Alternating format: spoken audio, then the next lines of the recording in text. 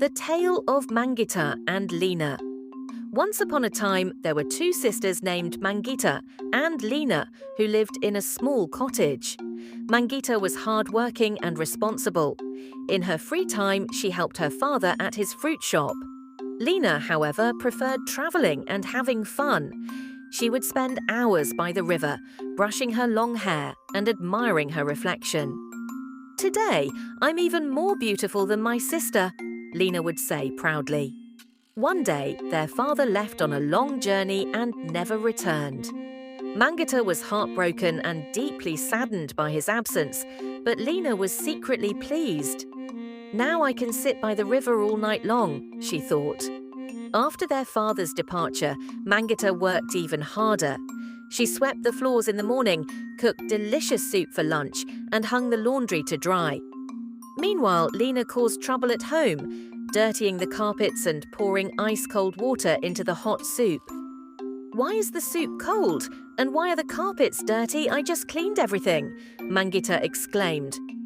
"The animals you fed must have made the mess," Lina replied carelessly. One day, Lina went for a walk in the forest. She picked unripe fruits and threw them into the river. Just then, an old woman appeared and walked slowly toward her. "Hello, dear girl. I'm very hungry. Could you give me some fruit?" the woman asked. Lina handed her the wild strawberries she had just picked, bitter and unripe. "Auntie, you can eat as much as you want. These are the most delicious strawberries in the world," Lina lied. As soon as the old woman ate them, she clutched her stomach in pain. "Are these strawberries really delicious? Ugh." "Still, thank you," she said weakly, and lay down by the river to rest. Later that day, Mangita was in the forest gathering vegetables when she noticed the sick woman lying on the ground. She rushed to help, bringing the old woman back to the cottage and putting her to bed. "What is this woman doing in our house? She smells awful," Lina shouted. "Don't say that," Mangita replied gently. "She is sick. We must take care of her." Mangita prepared hot soup and herbal teas for the woman.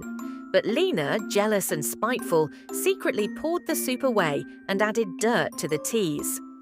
"Lina, did you put dirt in this tea?" Mangita asked.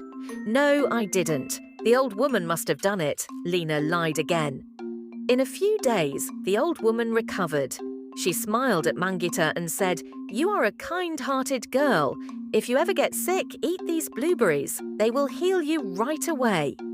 Time passed, and Mangita, tired from doing all the chores alone, became very ill. She lay in bed, weak and sweating. "Lina, could you please bring me the blueberries the old woman gave me?" she asked faintly, but Lina had eaten them all. "There's nothing left. Maybe the birds you fed ate them," she said without care. Mangita grew weaker each day. Meanwhile, Lina continued to admire herself by the river. Suddenly, the old woman appeared once more. "Where is your sister?" she asked. "She went to pick fruit and do some work," Lina replied, lying again. The old woman knew she wasn't telling the truth. She hurried to the cottage and found Mangita very sick. She cried as she sat beside her.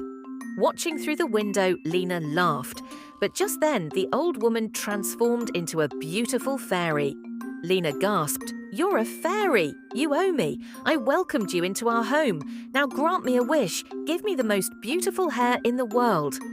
The fairy shook her head. "When I first met you, I disguised myself to test your heart. I gave you many chances to show kindness, but you chose to be cruel." With a wave of her wand, the fairy turned Lina's beautiful hair into twisted ivy. "No, my hair! What happened? It's so ugly!"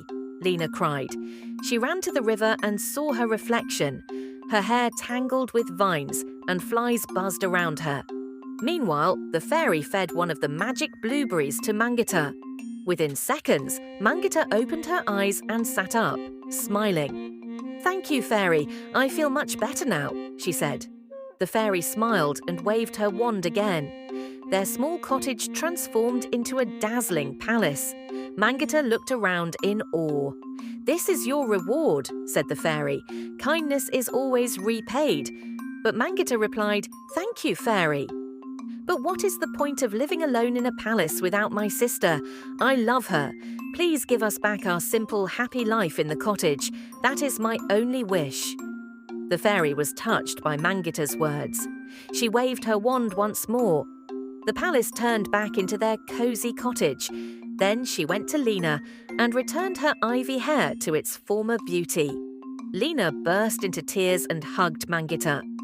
"You saved me, I'm so sorry. I promise I will be a good person now."